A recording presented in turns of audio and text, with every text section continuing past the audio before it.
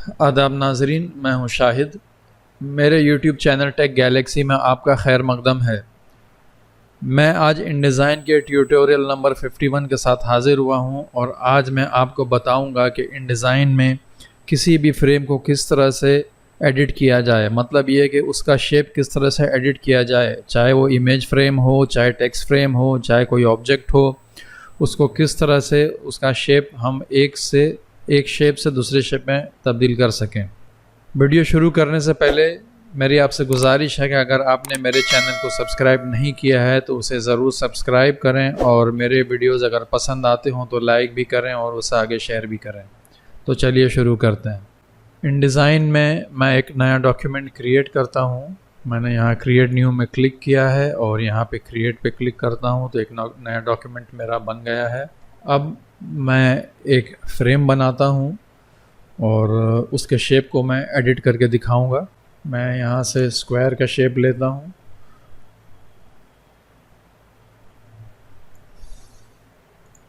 तो आप देखेंगे कि ये शेप बन गया है।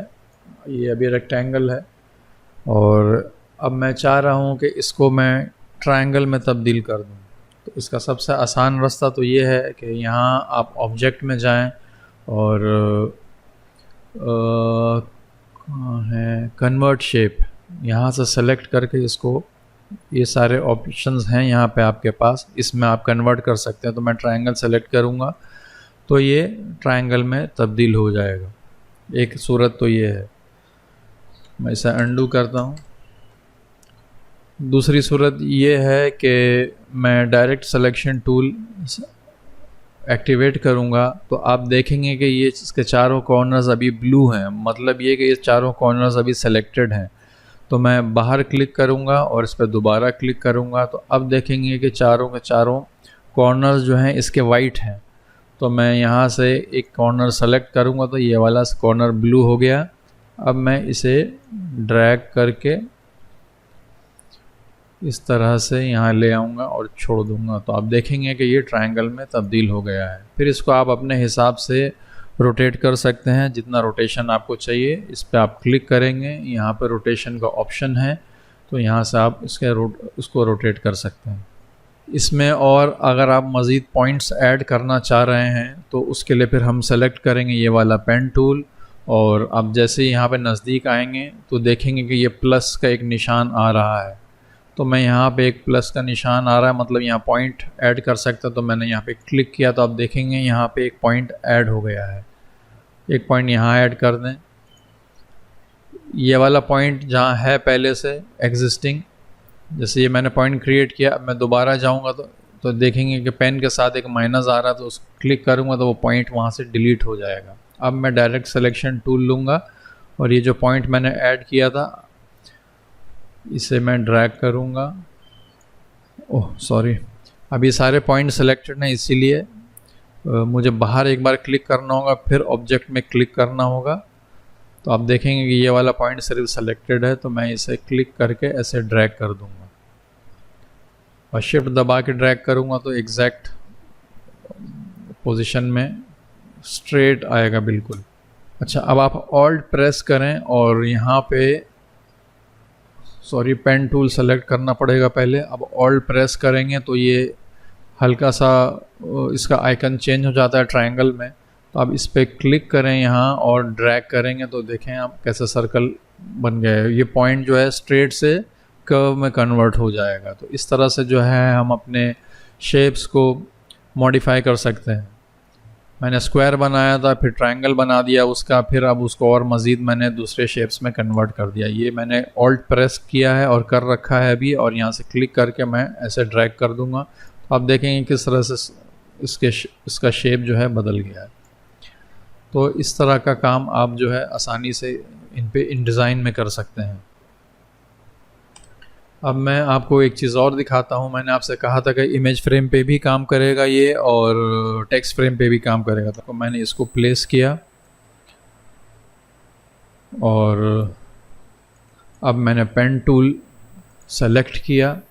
जहाँ जहाँ मुझे पॉइंट्स चाहिए, फर्ज करें यहाँ चाहिए मुझे एक पॉइंट यहाँ चाहिए मुझे और एक पॉइंट यहाँ चाहिए मुझे। तो आप देखेंगे कि पॉइंट्स यहाँ पे क्रिएट हो गए हैं। अब मैं जाऊँगा डायरेक्ट सिलेक्शन टूल में और इस पर क्लिक करूँगा। तो जैसे ही इस पर क्लिक करूँगा तो ये मेरी इमेज सेलेक्ट हुई है, क्योंकि आप देख रहे हैं ये कॉर्नर्स जो हैं इसके ज़रा सा ऑरेंजिश हैं। तो मैं इस सिंबल में आऊँगा, कंटेनर को सेलेक्ट करूँगा और अब डायरेक्ट सिलेक्शन टूल से मैं इसे अपने हिसाब से एडिट करूँगा।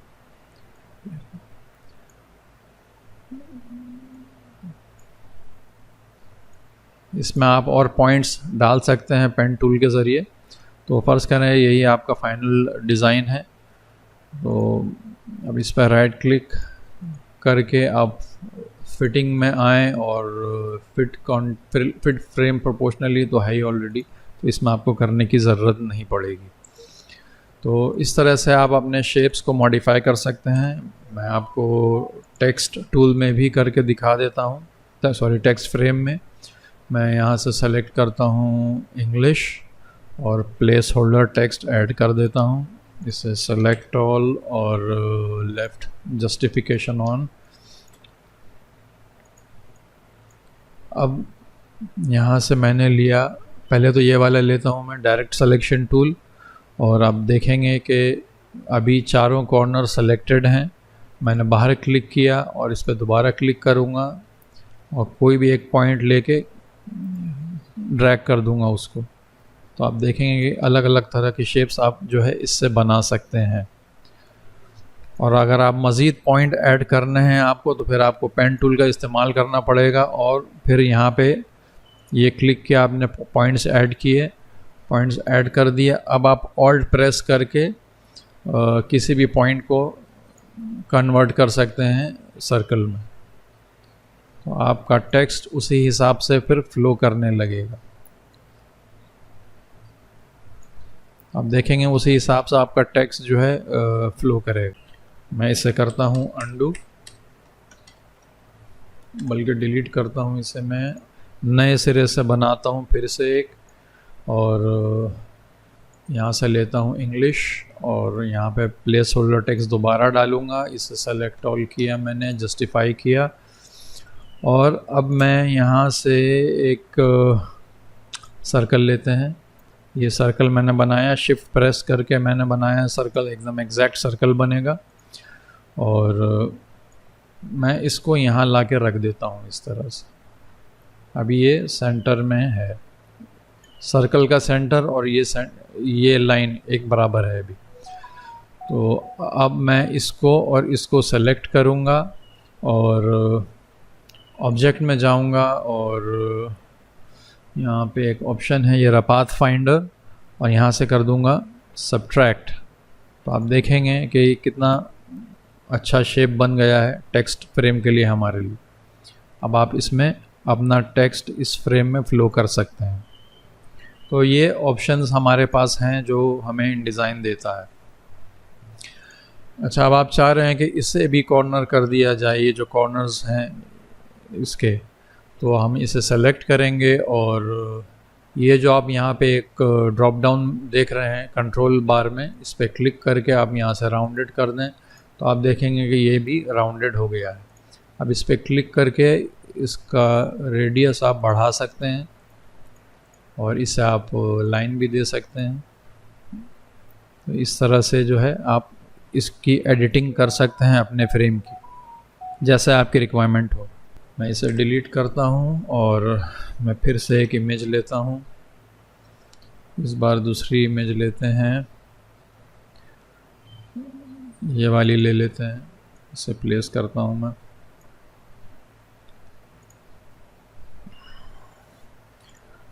अब इसका शेप मुझे चेंज करना है, तो ये तो मैंने आपको बता ही दिया था राउंडेड कॉर्नर्स, तो ये राउंड हो गया। और रेडियस आप यहाँ से कंट्रोल कर सकते हैं, ये मैंने बता ही दिया इससे पहले वाले एग्जांपल में। इसे ज़ीरो करता हूँ मैं और ये नन हो गया। अब मैं दूसरा तरीका बताता हूँ राउंडेड कॉर्नर्स करने के लिए। ये जो येलो कलर का एक हैंडल आप देख रहे हैं, इस पर आप जैसे ही क्लिक करेंगे तो आप देखेंगे 4 हैंडल्स यहाँ पे और आ गए और वो वाला येलो वाला चला गया। तो इस पे आप क्लिक करेंगे और ड्रैग करेंगे तो राउंड होता जाएगा इसका शेप।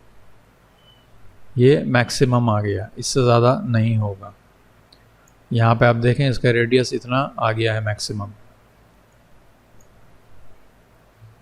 तो इस तरह से जो है आप राउंडेड कॉर्नर्स सेलेक्ट और राउंडेड कॉर्नर्स बना सकते हैं। ये चीज़ आप इसमें भी कर सकते हैं, ये चीज़ आप टेक्स्ट फ्रेम में भी कर सकते हैं, ये चीज़ आप इन शेप टूल्स में भी कर सकते हैं।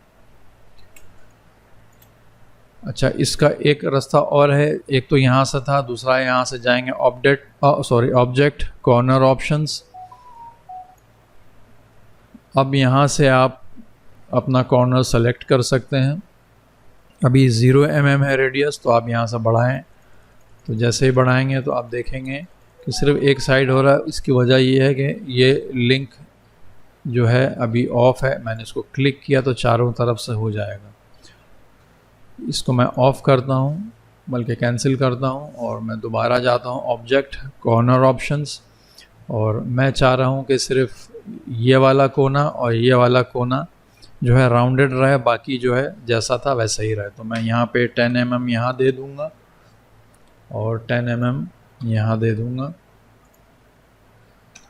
तो आप देखेंगे कि सिर्फ ये दो कॉर्नर्स जो हैं राउंड हुए हैं।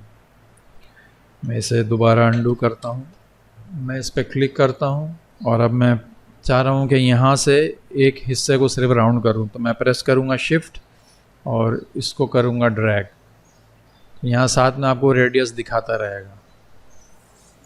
यहाँ लाके मैंने छोड़ दिया, तो आप देखेंगे कि सिर्फ ये वाला हिस्सा जो है राउंड हुआ है। इसी तरह से मैंने शिफ्ट फिर से प्रेस किया और अब इसको ड्रैग करूँगा, तो यहाँ से इसका रेडियस जो है चेंज हो गया।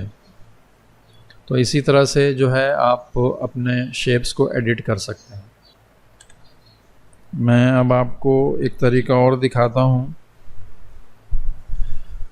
बल्कि मैं एक चीज़ आपको बना के दिखाता हूँ। ये यहाँ पे मैंने ज़ीरो किया स्केल को, और यहाँ से 30 mm में मैंने एक गाइडलाइन बनाई। अब एडिट में जाऊँगा, स्टेप एंड रिपीट में जाऊँगा, और ये 30 है ही यहाँ पे ऑलरेडी। अकाउंट मैंने दे रखा 5 1 2 3 4 5, ये ओके कर दिया मैंने। और यहाँ से एक गाइडलाइन ले लेता हूँ। अब मैं यहाँ से पेन टूल लूँगा और ये क्लिक किया मैंने, यहाँ क्लिक किया,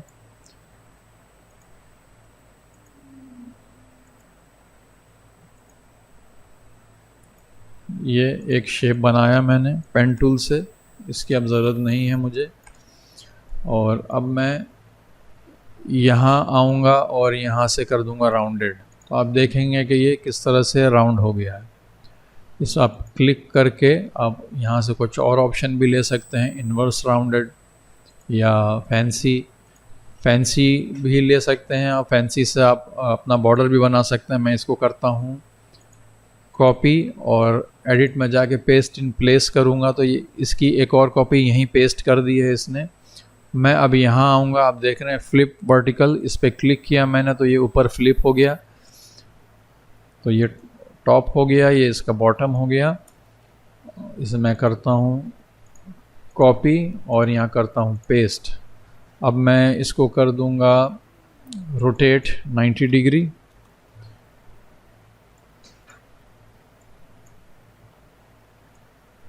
और यहाँ से मैच करूँगा इसको।